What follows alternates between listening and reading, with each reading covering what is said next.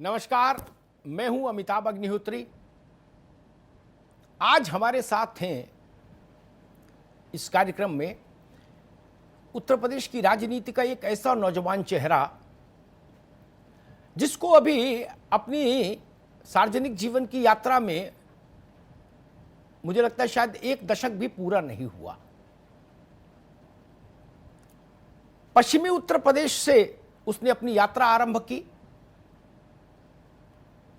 2012 में भीम आर्मी नाम की एक संस्था बनाई,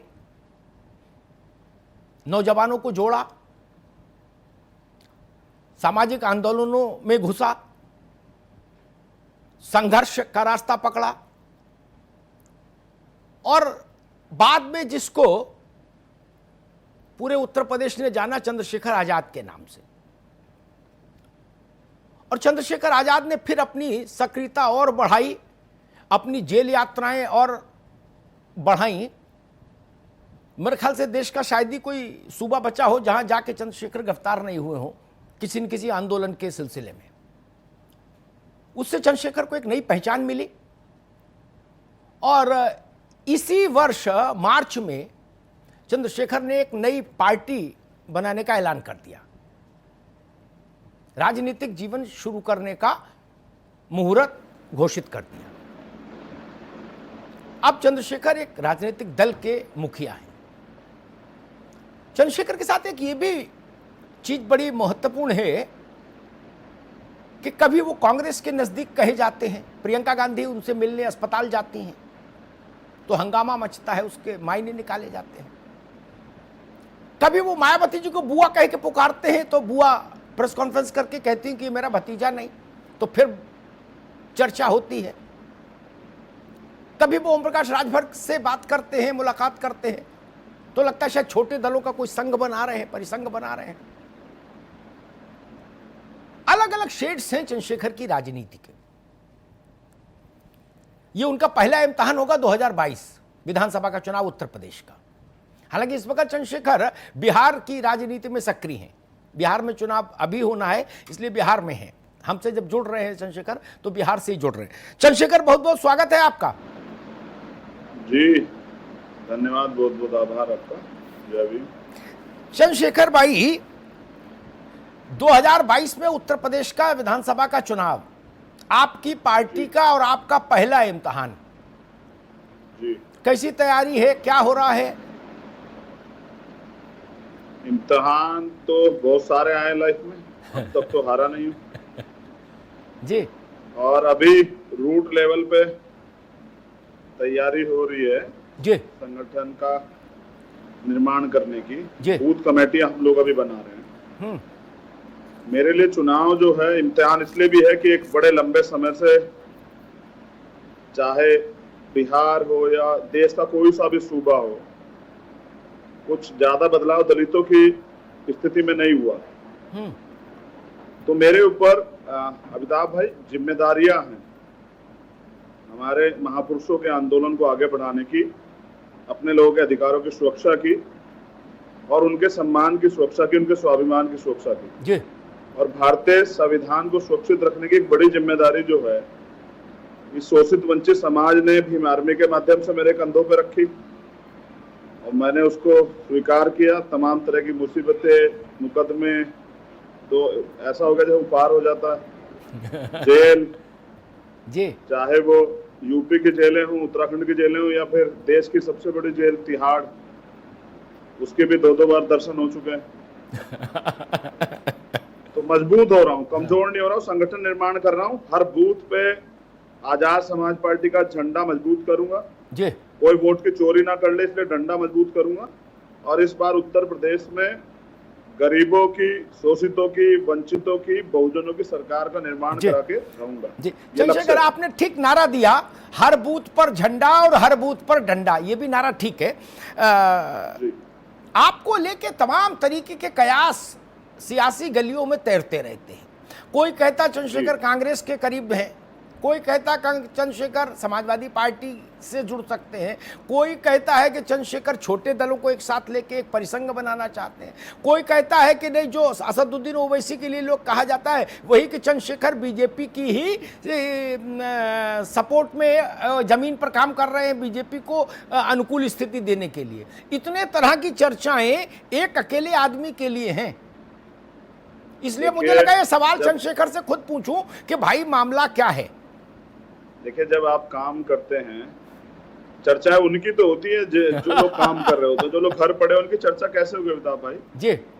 सबसे बड़ा सवाल ये है, मुझे कांग्रेस का टीम कहा जाए, मुझे समाजवादी के साथ कहा जाए, मुझे बीजेपी की बी टीम कही जाए, या मुझे छोटे दलों का परिसंघ कहा जाए, मैं इनमें से किसी भी एक बात के साथ भी खड़ा ना होते। मैं ये कह रहा हूँ, भारत में लोकतंत्र है, भारत का संविधान सभी को आजादी देता है राजनीतिक दल बनाने की भी और वोट करने की भी। ठीक है, 73 साल की आजादी में हमने तमाम तरीके के लोगों पर भरोसा किया कि वो हमें न्याय देंगे। हमने सरकारों पर भरोसा किया, हमने पुलिस पे भरोसा किया, हमने न्यायपालिका पे भरोसा किया, तो हम लोग अब तक आधारित रहे। अब मुझे लगता है कि सरकार तो रोजगार नहीं देगी। जो भ्रष्टाचार के खिलाफ बड़े बड़े दावे करके आई थी सरकार, वो तो भ्रष्टाचार के रंग में रख चुकी है जी। इस लड़ाई में धन बल की जो लड़ाई है, माफियागिरी की जो लड़ाई है, मीडिया को दबा के जो लड़ाई लड़ी जा रही है, इसमें वंचित समाज का जो युवा है, जो अपने दिल में दर्द रखता है, अपने दिल में देश के प्रति प्यार रखता है, भारत की जो सेना है उसके प्रति प्यार रखता है, भारत के जो सरकारी इंस्टीट्यूशन है उनके प्रति प्यार रखता है, जो कुछ करना चाहता है। और एक नीति भी है प्रकृति की कि परिवर्तन जो है प्रकृति का नियम है, जो परिवर्तन को स्वीकार नहीं करता स्वतः समाप्त हो जाता है जी। तो उस परिवर्तन के दौर में युवाओं की बड़ी अपेक्षा है और युवा कुछ करना चाहते हैं देश के लिए जी।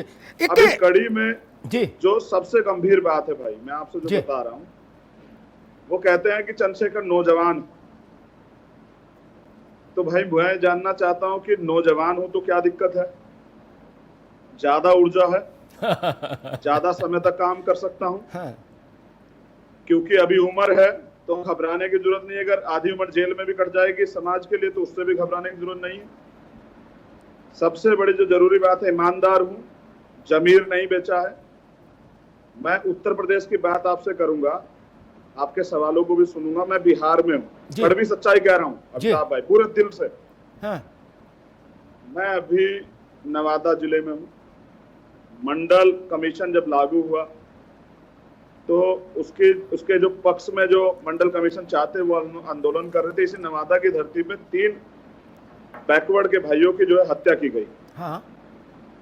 आज मैं उनको श्रद्धांजलि अर्पित करके आया। इसी धरती पे आज ही के दिन बहुत सुनहरा दिन है, इतिहास में याद रखे जाने वाला दिन। बाबू जगदेव प्रसाद कुशवाहा को भरी सभा में गोली मारी गई। बड़े नेता थे यहाँ के। मेरी बड़ी बहन थी, मुझसे बच्चे की तरह प्यार करती थी, गौरी लंकेश सरकार के खिलाफ विमुख होकर लिखती थी, उसको गोली मारी गई आज ही के दिन। यहाँ बोलने की आजादी खत्म की जा रही है, मैं चुप नहीं रह सकता हूँ। यहाँ मेरे लोगों के तन पे कपड़े नहीं है। मैंने वो पानी पिया जो पानी वो पीते हैं, जिस उसमें जगह पे जानवर पानी पीता वहां हमारे लोग पानी पी रहे हैं, उसी से नहा रहे हैं। चंद्रशेखर नम हो गई जी। ठीक बात है चंद्रशेखर, एक सवाल यहाँ खड़ा होता है, बिहार ने बाबू जगजीवन राम को दिया जो जवाहरलाल की कैबिनेट से लेके और जब तक जीए मंत्री रहे, बिना मंत्री कभी नहीं रहे, डिप्टी प्राइम मिनिस्टर तक रहे। जी। बिहार ने रामविलास पासवान दिए, जब से वो पहली बार शपथ लिए बिना शपथ कभी नहीं रहे, सरकार किसी की बनी हो। चलिए, उनका ना बंगला बदला न रुतबा बदला। लालू यादव 93 में नारा लगता था लालू नहीं भगवान है, 15 साल राज किया बिहार में, फिर भी दलित पिछड़ा वंचित क्यों है? उतने बड़े आइकॉनिक फिगर तो कहीं नहीं हुए और उनके हाथ में सत्ता रही। ऐसा नहीं कि संघर्ष कर रहे थे। लोकतंत्र की जननी है बिहार, या हर घर में नेता है जी। मैं मानता हूं। अब मैं आपसे बात करूं भाई, जी बाबूजी तो अब नहीं है, और जो दो लोगों के नाम आपने लिए वो हैं। बाबूजी ने अपने समय में बतेरा काम किया, बिहार का तमाम चमार इस बात को जानता है कि कितना काम बाबूजी ने किया। लेकिन क्योंकि वो प्रधानमंत्री नहीं बने, खुली छूट उनके हाथ में रही, जो करना चाहते थे वो नहीं कर पाए।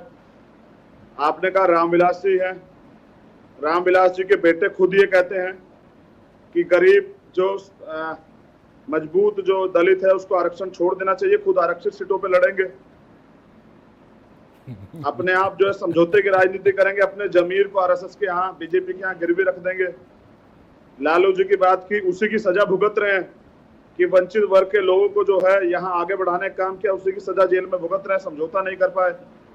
एक और बड़े नेता हैं जिनको रामदास अठावले जी कहा जाता है, वो ये कहते हैं कि भाई अभी उनका भी बड़ा जो है वो चल रहा है कि नहीं, दलित को जो है समझौता कर लेना चाहिए। मैं ये मानता हूं कि दलित ने तो अब तक समझौता ही किया है। एक बयान मैंने पढ़ा कि उसमें लिखा हुआ था कि गरीब दलित तो जो है हल भी चला लेगा, लेकिन स्वर्ण जाति के लोग हल कैसे चलाएंगे, इनको आरक्षण मिलना चाहिए। जी। मैं पूछना चाहता हूं इन नेताओं के चक्कर में, इन नेताओं की बात के आगे तभी तो मेरे ऊपर आरोप लगाते हैं कि सच स्वीकार नहीं कर पा रहे। इन्होंने जनता काम नहीं किया भाई। चंद्रशेखर, एक सवाल मैं बिहार का बेटा ही नेता बनेगा, ठीक चंद्रशेखर, जब नेता का बेटा ही कुर्सी बैठेगा तो गरीब जनता, झंडा उठाने वाली जनता कहां जाएगी? एक मिनट रुको चंद्रशेखर, एक सवाल मैं बिहार पर लूंगा क्योंकि आप बिहार में हैं। आज ही एक बड़ा फैसला हुआ जिसका जो चुनाव को के मद्देनजर लिया गया है। नीतीश जी ने कहा कि अगर किसी दलित के परिवार में हत्या होगी तो उस परिवार के एक व्यक्ति को तत्काल सरकारी नौकरी दी जाएगी। जी। अगर किसी दलित के परिवार में हत्या होगी, बाकी के यहां होगी तो उनको नहीं मिलेगी, लेकिन दलित क्या होगी तो होगी। अब इस पर बिहार में रार मची हुई है। चंद्रशेखर क्या कहेंगे? मुझसे सुनना चाहते हैं? जी हाँ, इसीलिए पूछा है। देखिए, मैं तो नेताओं के वादे सुनता है। ये नीतीश कुमार हैं, बिहार में इनको पलटू राम चाचा कहा जाता है। ये जो कहते हैं वो कभी नहीं करते। इन्होंने कहा था कि मैं मिट्टी में मिल जाऊंगा, भाजपा के साथ नहीं जाऊंगा। हमारे लोगों ने वोट किया इन्हें, इन्होंने भाजपा के साथ मिलकर सही सरकार बना ली। इन्होंने दलित को ढोल समझा हुआ है कि दलित जो है, दलित की हत्या होगी तो हम नौकरी देंगे। तुम न्याय नहीं दे सकते हो। दलित की हत्या होगी, मैं दलित की हत्या करने वाले की चमड़ी नहीं उतार लूंगा? नहीं, मैं वही पूछ रहा हूं, दलित की हत्या हो ही क्यों? शासन की जिम्मेदारी है सुरक्षा दे, बाद में नौकरी देंगे कि मुआवजा देंगे, ये कौन सी बात हुई भाई? देखिए, अभाविक समाज है, अभाव में रहता है जी, देश से प्यार करता है तो विरोध भी नहीं करता ज्यादातर का। ये झूठे वादे करते हैं, उनको झूठी बयानबाजी करते हैं उनको ठगने के लिए। मैं बिहार में हूं, बच्चा बच्चा देख रहा हूं, वो जुनून, वो जज्बा है पलटू राम चाचा की। और डबल इंजन की जो सरकार है इस बार बेदखल हो रही है। इतना जोश है दलितों के नौजवानों में, उनके भले ही तन पे कपड़ा होना हो, लेकिन स्वाभिमान से समझौता नहीं कर रहा है बिहार का दलित भाई। जी, ये मैं देख के आया हूँ। चंद्रशेखर, आप थोड़ा उत्तर प्रदेश पर लौटूंगा। चंद्रशेखर, उत्तर प्रदेश पर लौटूंगा। एक सेकंड बस जी, आखिरी बात। जी जी, बिहार के लिए आखिरी बात कह रहा हूँ। आज मेरी सभा में एक बड़ा रोड शो था, लाखों नौजवान आए। पैसे की भीड़ नहीं थी भाई, मैंने उनको रास्ते में देखा कि वो मोटरसाइकिलों में तेल गिरवा गिरवा एक दूसरे सहयोग लेके आगे बढ़ रहे थे, लेकिन अपने अपने दम पे भाई ना, अपना मेहनत का कमा के कर रहे थे। मैं सलाम करता हूँ लाखों दलितों को कि जिन्होंने मुझे आज विश्वास दिला दिया कि अब अन्याय की लड़ाई जो है ना जी मजबूती से लड़ी जाएगी। वो बिहार के दलितों का नमन भाई। जी, अब उत्तर प्रदेश की ओर लौटते हैं। जी, आपने किसी दौर में मायावती जी को कहा था मैं उनका भतीजा हूं, वो बुआ है हमारी। उन्होंने उसका खंडन करने की जरूरत समझी, प्रेस कॉन्फ्रेंस की, एक तमाम घटनाएं हुई। जी भाई। सबसे पहले मायावती जी के स्तर से ही ये बात आई कि चंद्रशेखर भाजपा की बी टीम है, बसपा को कमजोर करने के लिए बीजेपी ने उनको मैदान में उतारा है। जी भाई जी। और आज भी मायावती जी की पार्टी इसी कैंपेन को आगे बढ़ाती है कि भाई चंद्रशेखर बहुजन आंदोलन को कमजोर करने के लिए मैदान में है। कैसे रिस्पॉन्ड करेंगे? जी, देखिए भाई, उन्होंने मुझे भाजपा की बी टीम कहा, ये आपने मुझे बताया और मैंने भी सुना। सच है, उन्होंने कहा, मैंने सुन लिया। उन्होंने ये भी कहा भाई ना कि चंद्रशेखर जो है वो मेरा भतीजा नहीं है। भाई सच भी है, मैं किसी अमीर दलित का भतीजा नहीं हूँ, किसी बंगले वाले दलित का नेता का भतीजा नहीं हूँ, क्योंकि मैं एक प्राइमरी स्कूल के मास्टर का बेटा हूँ, गरीब दलित हूँ। मेरा कोई रिश्ता नहीं किसी अमीर दलित से। मेरा दर्द का रिश्ता, खून का रिश्ता उन तमाम दलितों से है उत्तर प्रदेश के, जिन्होंने अपने दम पे चप्पल, पैरों में चप्पल नहीं, तन पे कपड़ा नहीं, सर पे टोपी नहीं, और बहुजन समाज का झंडा डंडा उठा के इनको नेता बनाया। भाई मैं उनका बेटा हूँ। उन माताओं का, करोड़ों माताओं का जिनको न्याय नहीं मिलता, मैं उनका बेटा हूँ। उनके रिश्ते मेरे रिश्ते हैं, इनके रिश्ते मेरे रिश्ते नहीं है। अब आपने बताया कि बहुजन मूवमेंट को कमजोर करने के लिए मुझे भाजपा ने लगा, ये बुआ जी कहती है। मैं आज भी बुआ जी कह रहा हूँ भाई, मैं जानना चाहता हूँ, बहुजन मूवमेंट तो बहुजनों के लिए था। आपने इतनी तरक्की की कि आपको जो है आज स्वर्णों के चरणों में पड़ के राजनीति करनी पड़ रही है।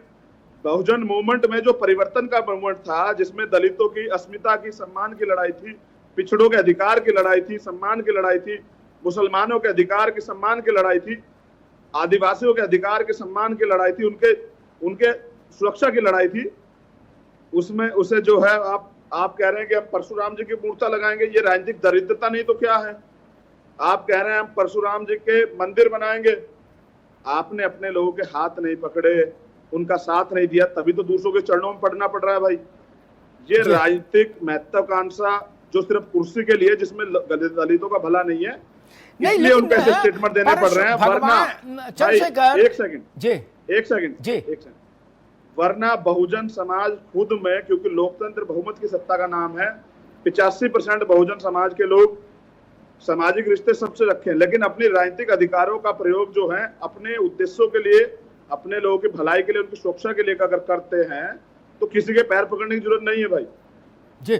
आप बताइए क्या कह रहे हैं? मैं ये कह रहा हूं परशुराम जी की मूर्ति लगाएंगे, ये सबसे पहले चूंकि सपा ने कहा और कहा हम बड़ी बड़ी मूर्ति लगाएंगे, तो मायावती जी को कहना पड़ा कि हम उनसे भी बड़ी लगाएंगे, फिर वो अंताक्षरी खेलने लगे दोनों दल। मसला ये था यार कि ज्यादा बड़ी कौन लगाएगा है ना जी, कि इस देश के ब्राह्मण समाज के लोग इतने राजनीतिक दरिद्र है कि वो इनकी मूर्तियों में वोट देंगे, तो ये इनकी सबसे बड़ी बेवकूफी हो सकती है। मैं इनको कोई टिप्पणी नहीं करना चाहता, मेरा अधिकार नहीं।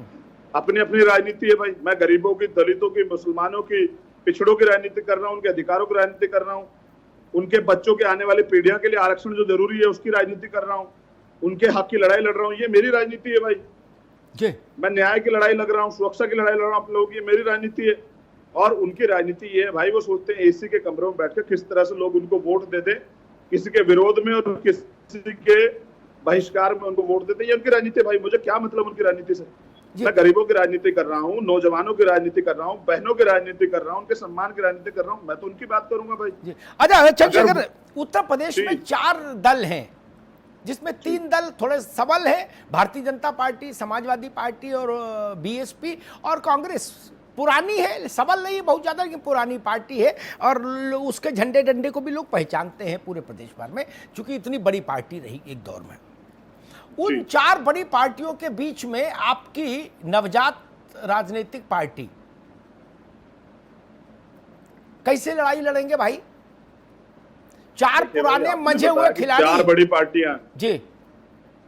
मैं इनसे बड़ी लाइन खींचूंगा ना भाई जी, मेहनत करूंगा ना, कैडर तैयार करूंगा ना, नौजवानों को, ईमानदार लोगों को, जिनके दिल में दर्द है, जो समर्पित हैं, जिन्होंने भीम आर्मी के माध्यम से 5 साल, 6 साल, 7 साल झंडा डंडा उठाया, उनको तैयार करूंगा ना भाई। उनके भरोसे लड़ूंगा ना। उन बहनों के जिनको न्याय नहीं मिलता। मैं उत्तर प्रदेश के हाल की बात करता हूँ। आप 4 पार्टियों के विषय में कह रहे हैं, मैं इसके बारे में बताऊंगा।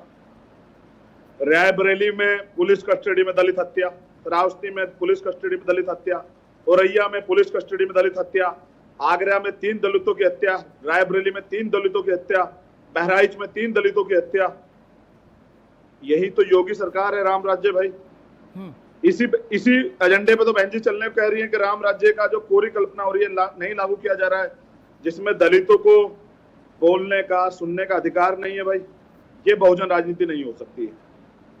अगर हम पुलिस के पास जाते हैं, एफआईआर नहीं लिखे जाते। यार कानपुर की घटना बता रहा हूं भाई, इतनी निंदनीय है। एक घर में घुस के दबंग लोग रेप का प्रयास करते हैं, दारू से नहला देते हैं एक बच्ची को, दरोगा जी कहते हैं एप्लीकेशन लेके आती हो तो रेप होगा ही। इंस्पेक्टर कहता है कि तुझे जो है मेरे साथ जीप में बैठ कानपुर में घुमाऊंगा, देखो तेरी मर्जी खिलाफ कौन रेप कर लेगा। ये है उत्तर प्रदेश का न्याय, जहां रेप करके बच्चों को जिंदा जलाया जाता है, जहां रेपिस्टों का माला गिर के स्वागत किया जाता है। उन दलों से आप मेरा बिल्कुल, मैं जो उनसे बहुत छोटा हो सकता हूं, मेरी सोच उनसे छोटी हो सकती है, लेकिन न्याय की लड़ाई में, अधिकार की लड़ाई में, सुरक्षा की लड़ाई में कभी मैंने कोई समझौता नहीं किया। तो मैं अपने लोगों को तैयार करूंगा। और भाई उत्तर प्रदेश के अंदर तो दलित मुस्लिम 178 सीटों पे बिना किसी के सहयोग के अपना विधायक बना सकते हैं। और अगर ये इकट्ठे होते हैं, इनमें एकता होती है, तो हमारे बैकवर्ड के भाई तुरंत चले आएंगे, क्योंकि वो किसी के गुलाम नहीं है। अभी आपने देखा कि बैकवर्ड के लोगों में कितनी वो है, क्योंकि वो रोजगार चाहते हैं, धर्म की लड़ाई से निकल चुके हैं, वो तैयार हैं। अच्छा, मतलब आप चंद्रशेखर, आपका फोकस उन 178 विधानसभा सीटों पर ज्यादा है जहां पर दलित और मुस्लिम वोट मिलकर निर्णायक स्थिति में है। पूरे 403 पे भाई, सब जगह है मेरा वोट। दलित, मुस्लिम, बैकवर्ड के लोग सब जगह, आदिवासी सब जगह लगा, मेरा वोट 403 सीटों पे है जी। मेहनत करूंगा 403 की 403 पे, और जीत के दिखाऊंगा जितना हो सकता है। अच्छा, एक चीज बताइए मुझे, आप जब लखनऊ यूनिवर्सिटी में पढ़ रहे थे तब, या जब सहारनपुर में थे तब, क्या कभी आप बसपा में रहे? और रहे तो क्या कभी आपने बसपा के नेताओं को ये सलाह दी कि भाई सड़क पर संघर्ष भी होना चाहिए किसी भी राजनीतिक दल में रक्त का प्रभाव बनाए रखने के लिए? देखिए भाई जी, मैं जिस दिन 16 महीने की जेल काट के आया था ना, हाँ, 2017 में 2 प्रदेशों में, उत्तर प्रदेश और उत्तराखंड में, तमाम बच्चे जानते हैं बीमार में जुड़े हुए, तमाम नौजवान, बिना पैसे के झंडे डंडे की राजनीति जो है ना, अपने शरीर को झोंका बसपा के लिए। मैंने नहीं, तमाम नौजवानों ने। अभी मेरे घर आइएगा, दिखाऊंगा आपको मेरे पुराने फोटो। बसपा की रैलियां कराई, नारे लगाए, झंडे उठाए, और जिस दिन बुरा समय आया भीम आर्मी के नौजवानों पे, बसपा की मुखिया ने कह दिया कि हमारा कोई रिश्ता नहीं है। और रिश्ता उनका होता ही नहीं दलितों से भाई, गरीब दलितों से रिश्ता नहीं होता है। मैंने झंडा बसपा का किस दिन उतारा आपको पता है जी? जब मैं 16 महीने की जेल काट के आया। मुझे लगा कि जिस संगठन ने मुझे पहचान दी है उस संगठन का झंडा लगाना चाहिए, अब बसपा के झंडे को हटा देना चाहिए। तब मैंने भीम आर्मी का झंडा लगाया और बसपा का झंडा हटाया। मेरे घर पे भी आप पुरानी वीडियो देखोगे तो आपको बसपा का झंडा मेरे जेल रहते लगा मिलेगा। इस देश में बहुजनों के पास राजनीति करने का, गरीबों के पास विकल्प ही नहीं था। एक ही विकल्प आया, बसपा। वो मान्यवर काशीराम की आइडियोलॉजी वाली बसपा, जो 2006 तक थी, जब तक मेरे रहबर, मेरे गुरु जिंदा थे। लेकिन जिस दिन वो गए उसके बाद हमारा नारा ही बदल गया। हमारा नारा था बहुजन हिताएगा, बहुजन सुखाएगा। नारा हो गया सर्वजन हिताएगा, सर्वजन सुखाएगा। हमारा तमाम नारे थे बहुजनों के अधिकारों के लिए, कि जो सरकार निकम्मी हो, सरकार बदलनी है, निकलो बाहर मकानों से, जंग लड़ो बेईमाने से। इतने नारे तो बसपा के लोगों को याद नहीं होंगे। कभी बसपा के नेता से बात हो तो पूछेगा कि मंडल कमीशन के लिए 45 दिन धरना करने वाले काशीराम जो है, उनको भूल गए हैं क्या उनके नारों को? मान्यवर तेरी नेक कमाई, तूने सोती कौम जगाई। कितने नारे मैं याद दिलाऊं बसपा के, मेरी जबान पर रटे, मेरे खून में थे। मुझसे तो मुझे तो मजबूर करके निकाला गया भाई। मायावती जी ने तो जब से वो स्वतंत्र रूप से राजनीति कर रही हैं, तब से उन्होंने तो ये लाइन बिल्कुल क्लियर रखी कि सड़क पर न धरना, न प्रदर्शन, न जेल। जो कुछ कहना सुनना है प्रेस रिलीज से करो। बिल्कुल नहीं। मान्यवर काशीराम जेल गए। अरे काशीराम की बात नहीं कर रहा हूं मैं, मायावती की बात कर रहा हूं। अरे मैं उनकी बात करूंगा जो मेरे गुरु हैं। शिक्षक दिवस मान्यवर काशीराम साहब को मैंने गुरु मान के अपना राजनीतिक जीवन शुरू किया है, आप अपना जीवन समर्पित किया उनके नाम। मैं उनकी बात करूंगा भाई। बदायूं जेल गए, दिल्ली में झुग्गड़ झोपड़ी वालों के लिए आंदोलन किया, यही बड़ा शरणार्थियों के लिए आंदोलन, कौन कहता है आंदोलन नहीं किए?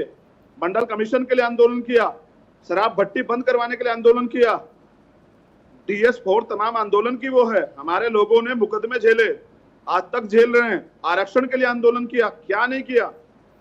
देखिए भाई, थोड़ा सा नेतागिरी का फर्क है। मान्यवर काशीराम साहब के लिए एक लाइन आपके चैनल के माध्यम से कहना चाहता हूँ जी। जैसे आए थे ना, दुनिया के सबसे बड़े संत थे वो, जैसे आए थे उन्हीं में गए। जेब में पॉकेट नहीं लगाते थे क्योंकि पैसा नहीं चाहिए था। कभी घर नहीं वापस लौटे क्योंकि समाज से संकल्प लिया था, दृढ़ संकल्प कि घर नहीं लौटूंगा, समाज परिवार है। कभी एक पैसे की संपत्ति नहीं बनाई, कभी अपने परिवार को प्रायोरिटी नहीं दी, ठीक है ना, अपना पूरा जीवन समाज के नाम समर्पित कर दिया, कभी कोई समझौता नहीं किया। बहुत सारे ऐसे झूठ है जो फैलाए गए हैं। 95 की सरकार, पुराने लोगों से पता कर लीजिए, मान्यवर काशीराम के खिलाफ बीजेपी के साथ जो सरकार बनी थी, मान्यवर काशीराम के खिलाफ जाके सरकार बनी थी। मान्यवर उस समय अस्पताल में थे, हार्ट अटैक आया था उन्हें। हम तब तमाम सब लोग सब जानते हैं किसने अपने निजी स्वार्थ के लिए पूरे बहुजन मूवमेंट का मंटाधार किया। मान्यवर काशीराम जब तक थे तब तक उनके दबाव में सरकारें चलती रही, दलितों के पिछड़ों की बात होती रही।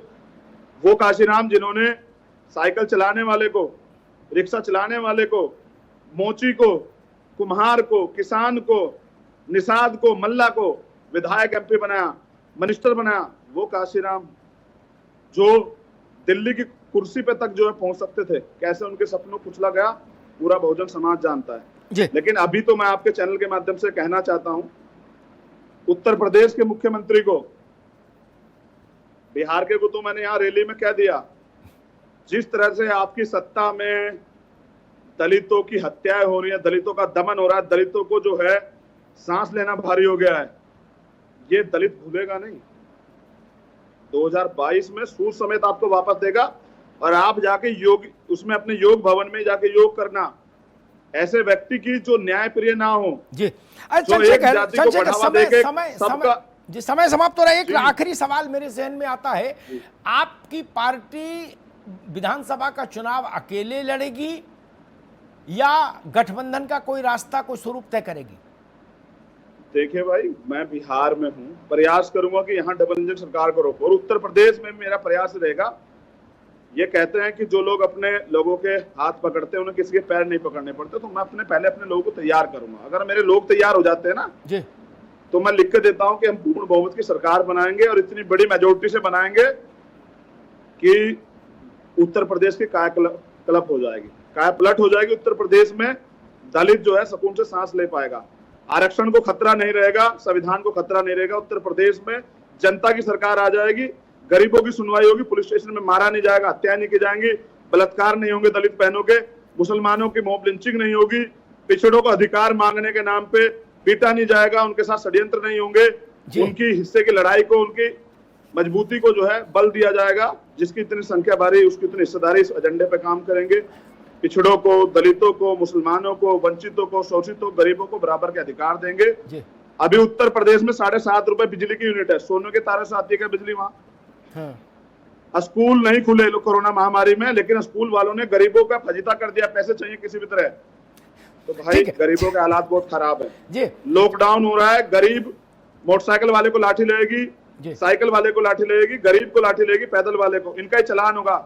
ठीक बात। उत्तर प्रदेश पुलिस की हिम्मत नहीं है किसी गाड़ी वाले को, फॉर्च्यूनर वाले को हाथ ठीक। चंद्रशेखर, समय कम है दोस्त, बहुत बहुत शुक्रिया, बहुत बहुत धन्यवाद हमसे बात करने के लिए। आभार जय भीम आपको। तो ये थे चंद्रशेखर आजाद।